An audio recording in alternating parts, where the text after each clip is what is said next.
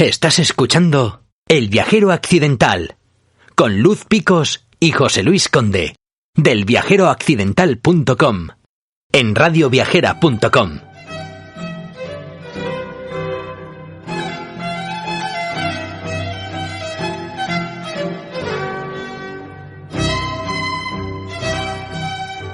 Y estamos ya en el momento de los turistas con puñetas. Así que damos la bienvenida a José Juan. José Juan, ¿qué tal estás? Pues de momento bien. Espero continuar así. Esperamos hasta todos que esto se acabe. Eso es. ¿Y de quién nos vas a hablar hoy? Pues en estos tiempos del coronavirus hay confinados que no lo pasan bien. Es más, seguramente lo estarán pasando fatal. Porque hay personas que creen que la Tierra no puede girar sin su concurso y el encierro les resulta una jaula insoportable. Otros se enfrentarán por primera vez en extenso y en intenso a su soledad o a sus familiares más cercanos. Otros, los que tiñeron su vida de aires épicos y aventureros gracias al ejercicio físico y no pueden pasar sin su dosis diaria de maratonina, pues estarán subiendo por las paredes. Yo les recomiendo que se lo tomen como una forma de escalada, me refiero a lo de subirse por las paredes. Los más pacientes repetirán uno de los mantras de las sectas de coaching y autoayuda y se consolarán con el socorrido de esta también salimos, que tanto se dice hoy. A mí lo que me asombra es que haya gente que pueda pensar que no vamos a salir, que nos vamos a quedar en el sitio como si nos hubieran dado una pedrada en la sien. Para este tipo de oyentes, recomiendo el podcast en el que hablamos de los abuelos del coronavirus, las plagas que la humanidad ha soportado desde la antigua Grecia, por lo menos.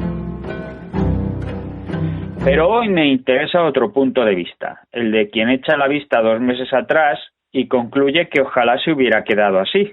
De ahí a decir que cualquier tiempo pasado fue mejor hay un paso. Pues a ellos les dedico mi crónica histórica de hoy. Con todo lo terrible que nos parezca el presente, hoy sigue siendo el mejor momento de la historia para quienes nacimos sin privilegios y nos hemos tenido que buscar la vida. Así que vámonos de turismo histórico.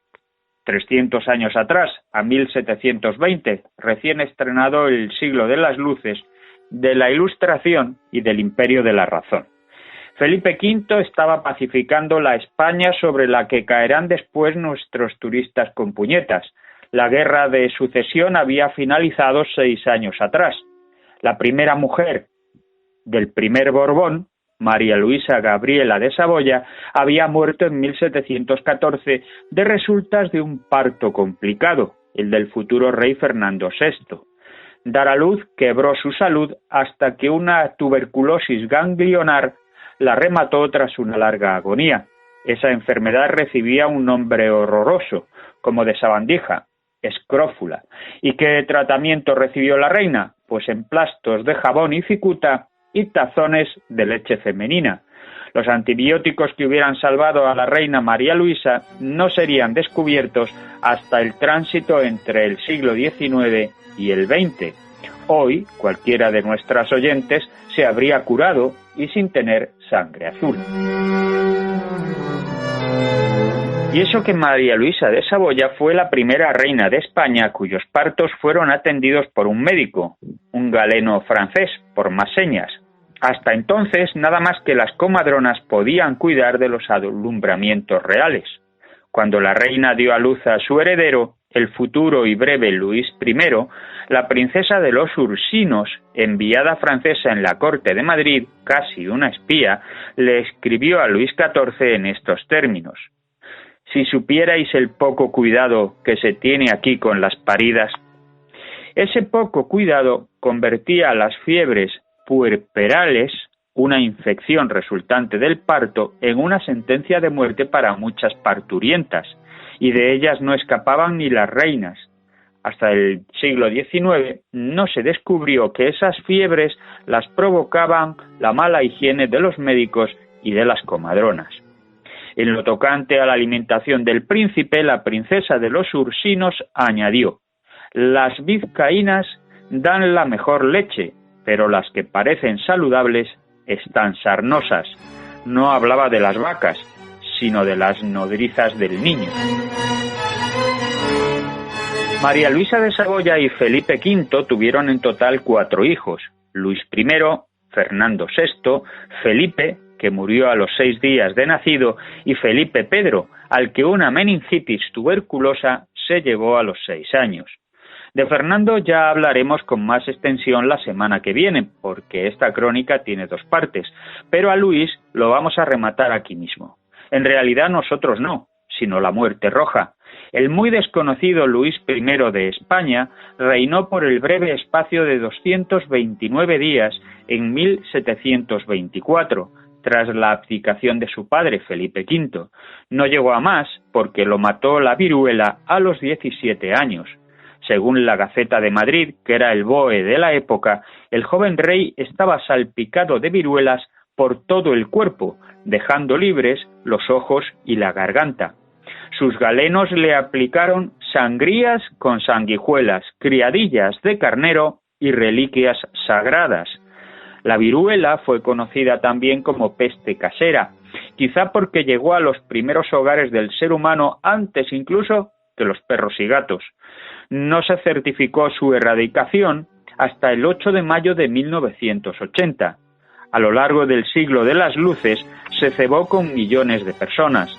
Hubo muchos personajes históricos del 18 que la padecieron, por ejemplo Mozart, George Washington, Haydn o Leandro Fernández de Moratín. El rey Luis XV de Francia murió de ella, y eso a pesar de que se llamó a un médico inglés, el doctor Sutton, que conocía un remedio, pero por mucho dinero que le ofrecieron, se negó a revelar no la fórmula, sino las dosis apropiadas. Alrededor de 1700, una dama inglesa se interesó por una antiquísima técnica oriental que consistía en introducir postillas de viruela pulverizadas en un corte que le hacían al paciente. Esa pionera fue la esposa del embajador británico en Estambul, Lady Montagu, que quiso llevar el remedio a Inglaterra, pero las autoridades médicas no la apoyaron.